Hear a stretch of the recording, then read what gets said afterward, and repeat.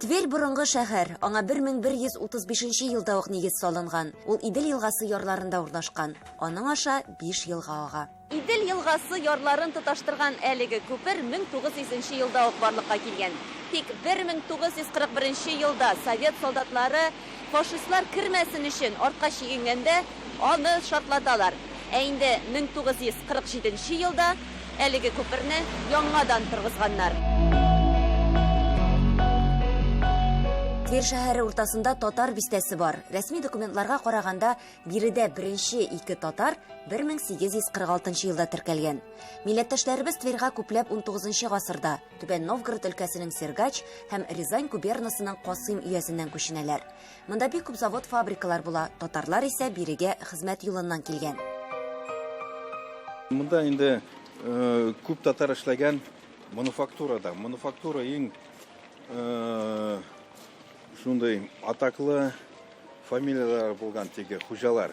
Морозовы, Рябушинские и татарлар инде.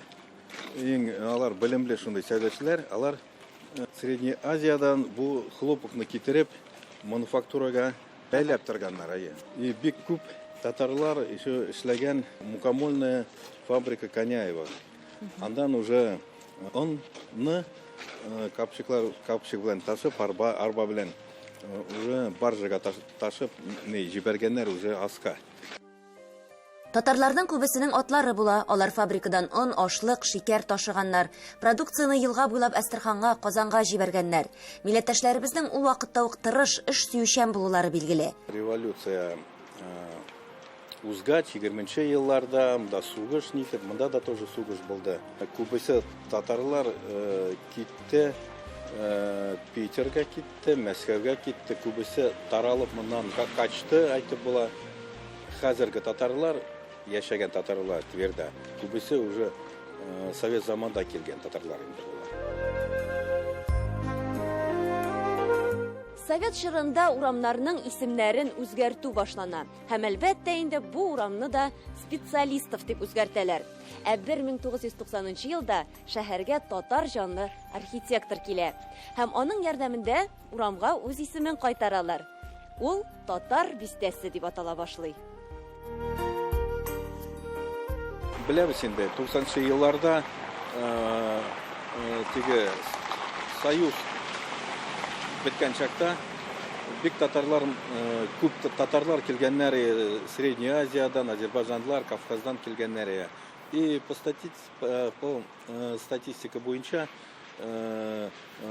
Тверьдә и в районах булганы 9000 татар. Татар бистәсеннән ерак түгел төбәк дәрәҗәсендәге архитектура һәйкәлен, Аллаһ йортын күрәбез.